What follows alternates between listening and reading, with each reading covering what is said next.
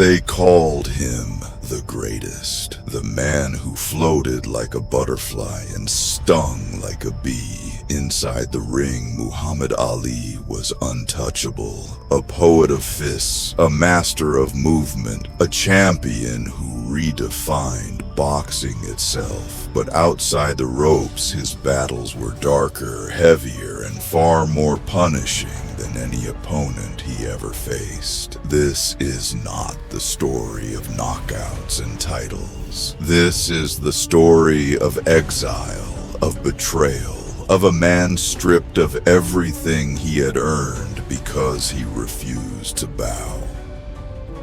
This is the story of Muhammad Ali's battles outside the ring. At the height of his career, Ali was more than a fighter. He was a symbol. He had claimed the heavyweight crown, shocked the world by defeating Sonny Liston, and declared himself not just a champion, but a king.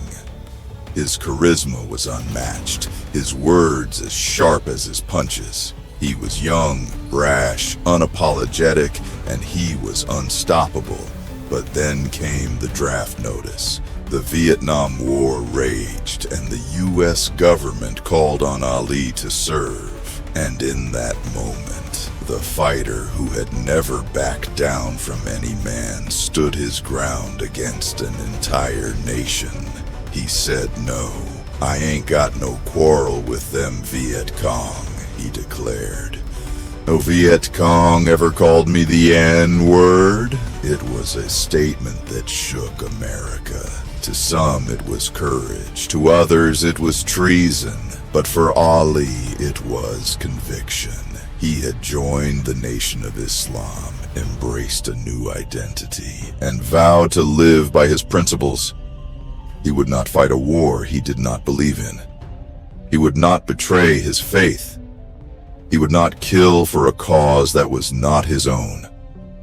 And with that single word, no, the world turned against him.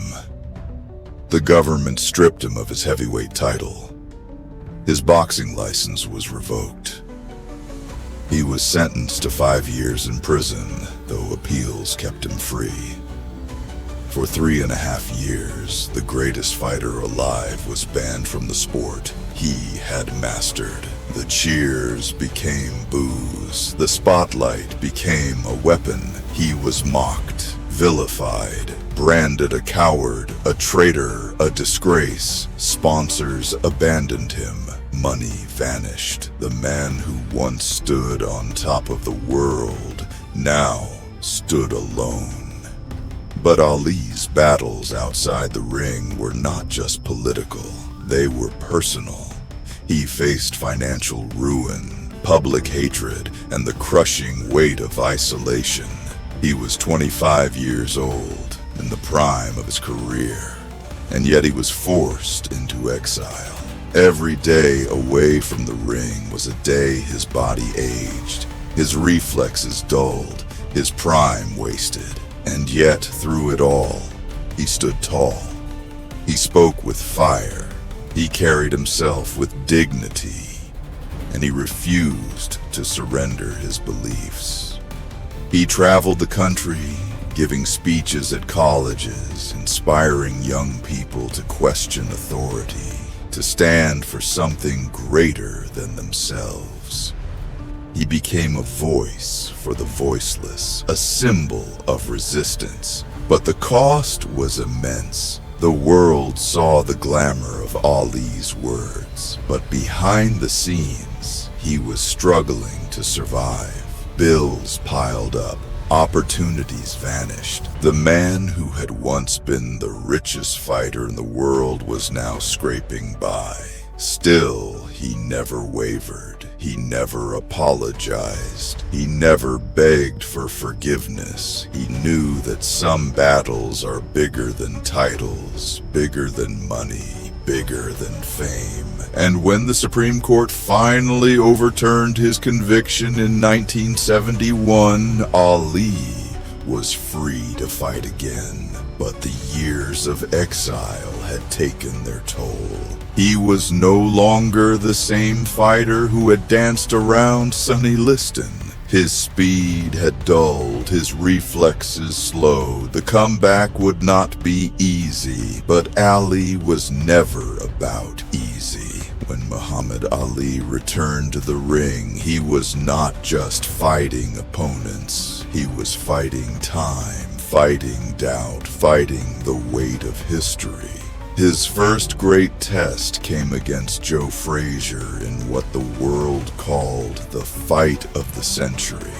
It was more than a boxing match. It was a clash of symbols. Ali, the defiant rebel who had stood against the government. Frazier, the hard-working champion who had carried the sport in Ali's absence. The world watched as two titans collided. Ali fought bravely, but the years of exile showed. Frazier's punches landed heavy, and in the 15th round, Ali was knocked down.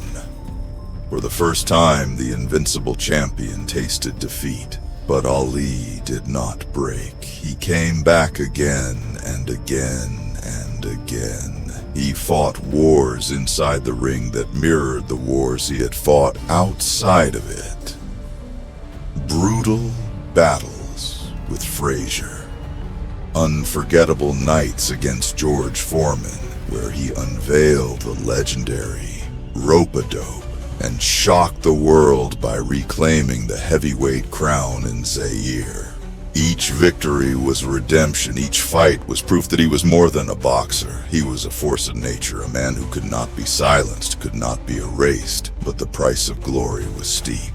The punishment he endured in those wars of attrition left scars that no championship belt could heal. The slurred speech, the trembling hands, the long decline into Parkinson's disease.